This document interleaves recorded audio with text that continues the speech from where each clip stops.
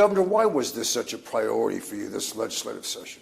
Because people were being murdered crazily.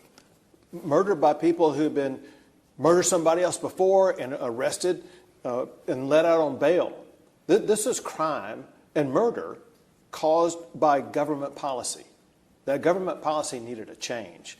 And that's why we were able to get the votes needed for a constitutional amendment, as well as the votes needed for 3 very powerful bills that completely overhaul the broken bail system that we've had in the state of Texas. Your office and Lieutenant Governor, his office, you use some of the breaking bond reports to sort of highlight the issue. Right. So when we see the stories from Breaking Bond and so many other sources, and unfortunately, because of the testimony of the victims that we gathered with here earlier, it brings you to tears, but it also brings you to action. We can't let murders like that continue to take place. We cannot let the injustice of what these judges are doing in Harris County, as well as Dallas County and Bexar County and Travis County and so many other places.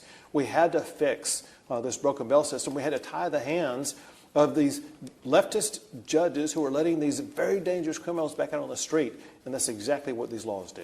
You think that voters come November, that they will vote for this? Sure. So one of the proposals, the most meaningful and consequential of them, is a constitutional amendment that requires the voters to approve it. And what we're asking voters to do is to support this proposal that will allow judges to keep behind bars people who are dangerous criminals who are arrested and pose a danger to the community. I think that should get close to 100% vote by the people of the state of Texas. You would also think that judges would want to have more discretion.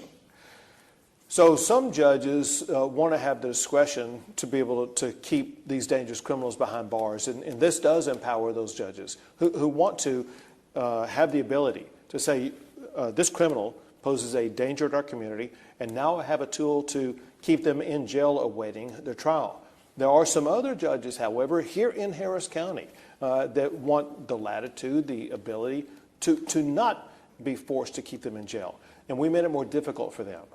And one of the things that you did that I loved is the whole idea of the magistrates can no longer give PR bonds for violent felonies. It's outrageous.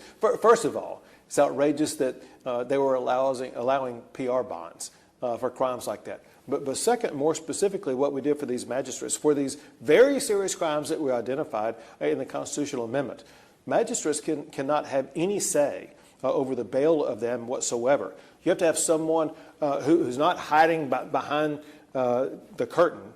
You have to have an elected judge who's going to be on the ballot, who is accountable to the people, who makes that decision. What you just signed in there today, it will save lives.